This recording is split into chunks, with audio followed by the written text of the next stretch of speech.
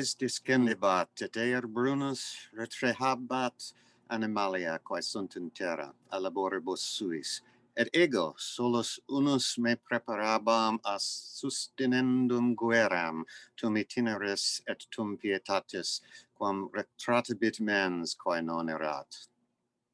O Muse, o altum ingenium, nunc me iuetus, o mens quae scripsisti quid vidi, hic apparibit tua nobilitas, ego incepi.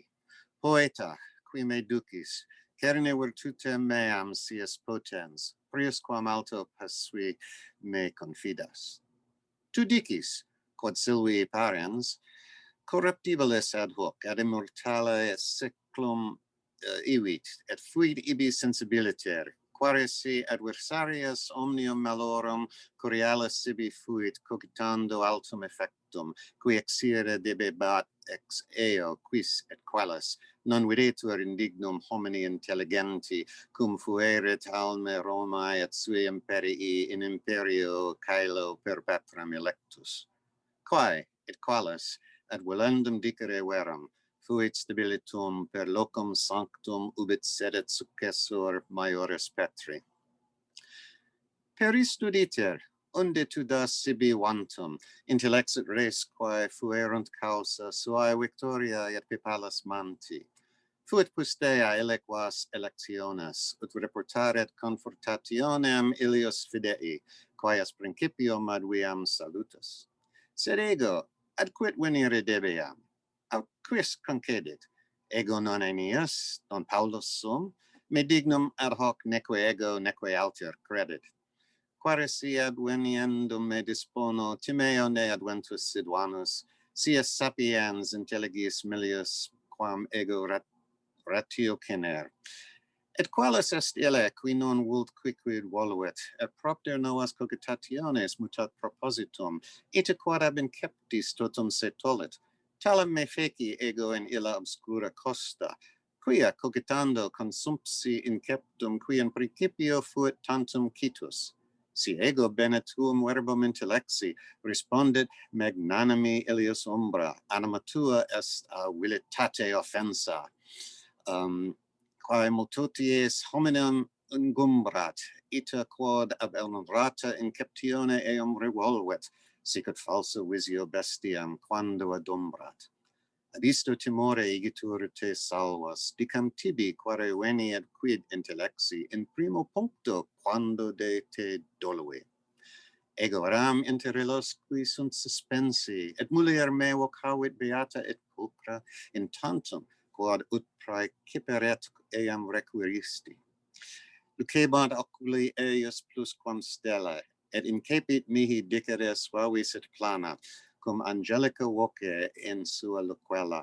O anima curialis mantuana, cuius fama ad hoc in mundo durat et durabit quousque mundus vigebit, amicus meus et non fortuna in deserto cala est impeditus ita in itinere, quod conversus est ex timore.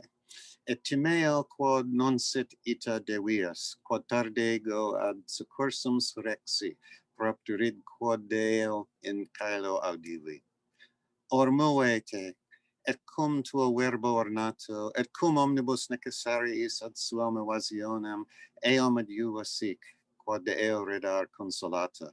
Ego sum Beatrix, quae te facio ire, venio a loco ad quem redire desidero.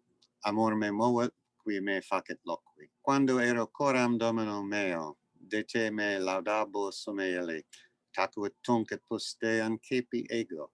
O Domine virtutum sola per quam humana species excedit omne contentum ilius caele, quod habet minores siculos suos. Tantum mihi est gratum tuum mandatum, quam obedere si iam esset minus tarde. Plus non quaere ut aperias mihi tuum tablentum, sed dicas mihi causam, quare tibi non cavas ad escendo inferius in istud centrum, ab amplo loco et quem redire tu ardis. Ex quo tu vis spiritantum intrinsicae, dicam tibi breviter mihi respondit, quare ego non timeo venire huc intro. Timendum est solum de illis rebus, quae habent potentiam faciendi hominibus malum, de aliis non, quae non sunt pavurose. Ego sum facta ad Deo, sue macede talis, quod vestra miseria me non tangit, neque flamma estius incendii non me aggreditur. Domine est gentilis in caelo, quae complangit huic impedimento ad quod timicto ita quod durum indutium ibidem frangitur. Ista petiit Luciam in sua petitione, et dixit, nunc indicet tuus fidelis te, et ego tibi illum recommendo. Lucia, inimica cuius libet crudelas semovet, et venit ad locum ubi ego eram, quae sedebam cum antiqua Rachele. Et dixit, Beatrix, laus Dei vera, cur non securas illi qui te amavit tantum, quod per te exivit de vulgari acie. Non audis tu pietatem sui plantus? Non vides tu mortem quae contra ipsum debellat in flumine, ubi mare se non extendit? In mundo nunquam fuerunt personae festine ad faciendum sum profectum, vel ad fugiendum commodo ego post talia verba facta suum damno. Veniat honc locum ad meo beo scampno, confidendo de tuo sermone honesto, qui honorat te et illos qui eum audierunt, postquam mihi ratio nata fuit istud, oculos lucentes lacrimando volvet, taliter quod fecit me ad veniendum magis promptum, et veniat te sicut ipsa volvet, ante illum feram te irripui, quae pulcri montis breve iter tibi surripuit.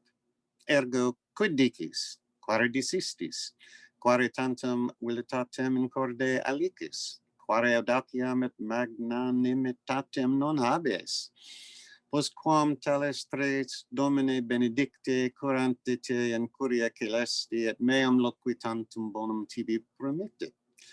Qualis flosculi at nocturno gelo demisi et clausi, postquam sole albant, diriguntur amnes aperti in eorum statum, talis effectus sum in mea virtute fatigata, et tanta bona audacia at cor meam confugit, quod ego incepi tanquam persona magnanima. Opiam illam quae mihi securit, et te curialam qui obisti cito verius verbis quae tibi porexit. Tu cum desiderio cor meam disposuisti sic ad veniendum cum verbis tuis, quod ego redivi ad primum propositum. Or vade, quia unum solum vela est emborum, tu dux, tu dominus et tu magister. Sic sibi dixi, et postquam movit se intravi per iter altum et silvestre.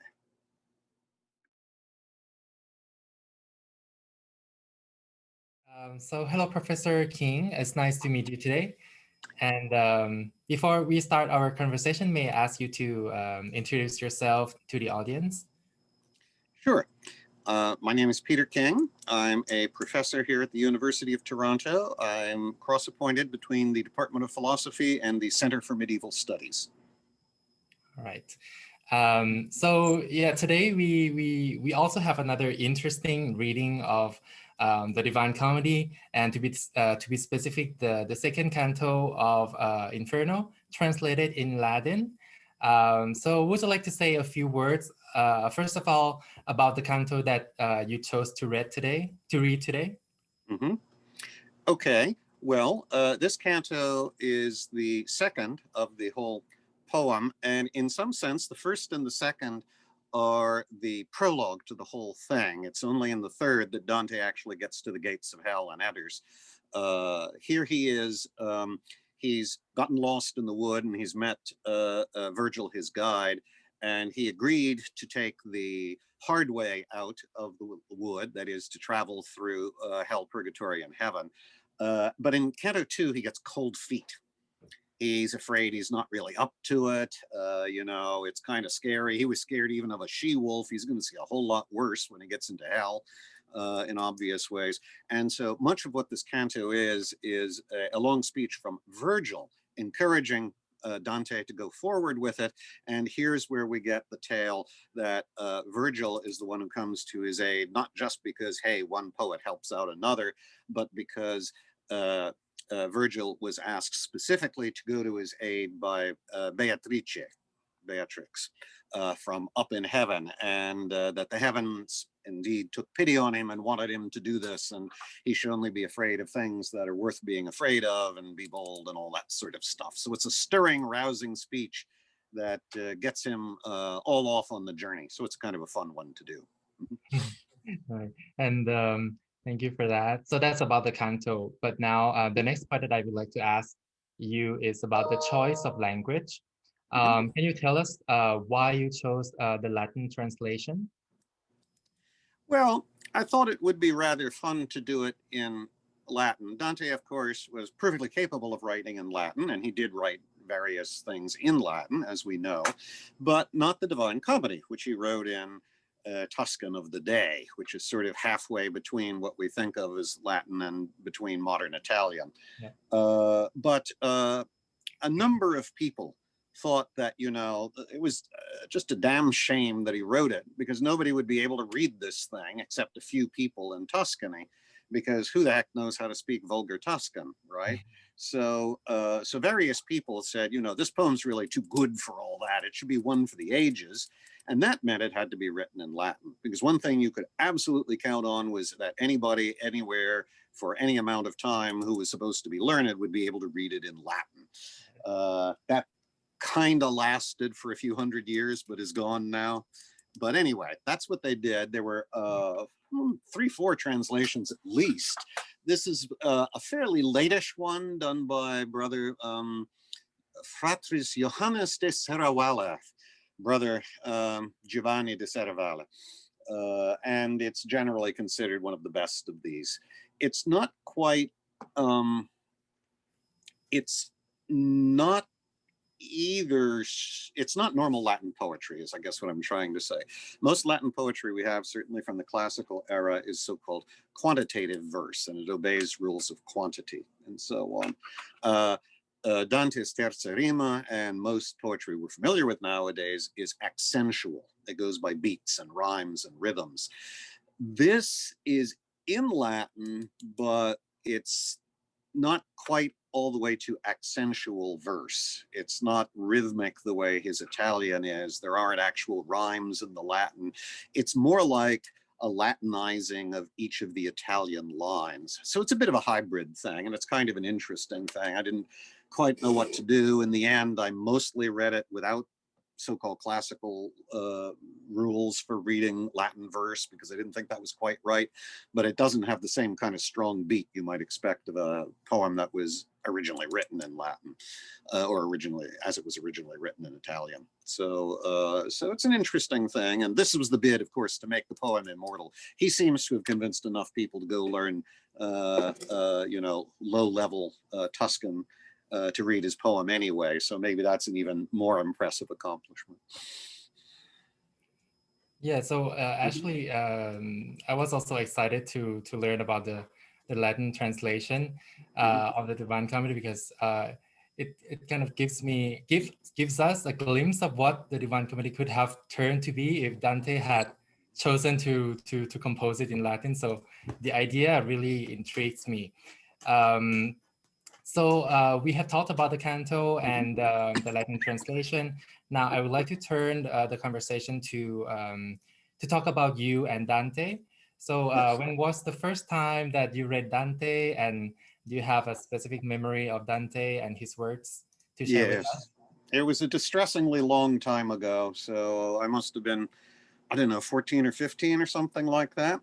And this was not in school. For some reason or other, lost in the mists of time, I decided I was going to read Dante. So I got myself a copy of the, what was then very common. It's called the Carlyle Oakey Wicksteed translation of the Divine Comedy, which is it's not a poetic translation. It's into prose, right? So they don't try to make it into poetry, but it has the virtue of being heavily annotated and footnoted, so you can understand what he's talking about.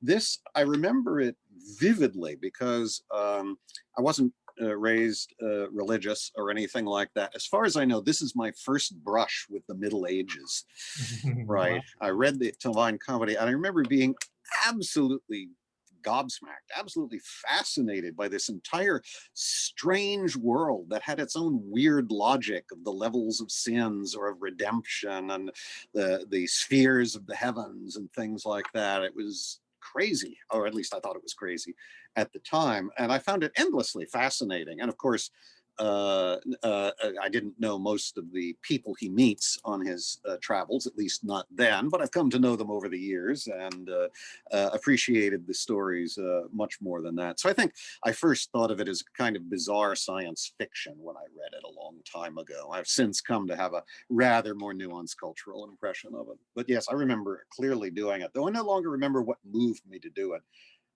I just think I knew it was supposed to be famous and a classic, and I was interested in poetry. I was particularly interested in epics. I seem to remember around the same age I read Gilgamesh and the Epic of Gilgamesh and so on. This was epic poetry, so what the hell? And I had to go through it, and as I say, I found it fascinating, and found it fascinating ever since, like a lot of people.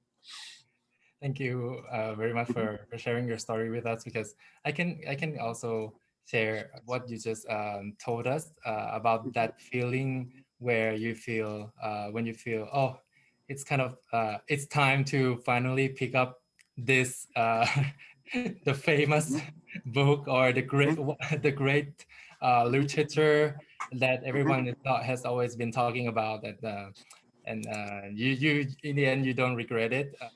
Yeah, so I'm sure that there are many people who would be curious like me to learn and hear the Latin translation of the Divine Comedy. And so I would like to thank you for your participation in the series. And it has been a pleasure meeting you today. My pleasure is entirely mine. I'm glad to contribute to it. What a wonderful idea. I look forward to hearing the wild babble of tongues rendering Dante. It sounds great. Thank you very much.